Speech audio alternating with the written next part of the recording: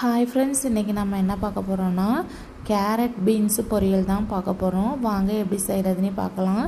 இது குட்டீஸுக்கு லஞ்ச் பாக்ஸுக்கெல்லாம் செஞ்சு வச்சு கொடுத்தா காலியாக தான் வரும்.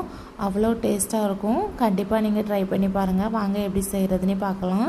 அதுக்கு பீன்ஸையும் கேரட்டையும் குட்டி குட்டியாக நறுக்கி எடுத்துக்கலாம்.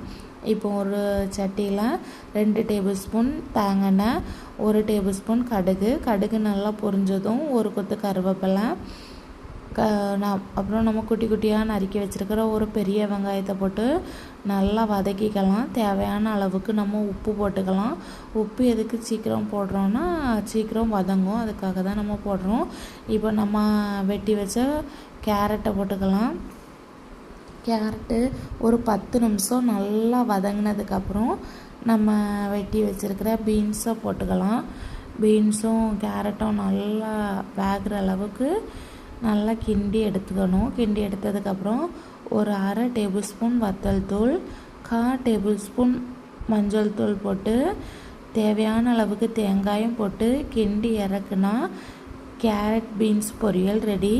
இதை கண்டிப்பாக ட்ரை பண்ணி பாருங்கள். ட்ரை பண்ணி பார்த்துட்டு எப்படி இருக்குன்னு கமெண்ட் பாக்ஸில் சொல்லுங்கள் ஃப்ரெண்ட்ஸ்.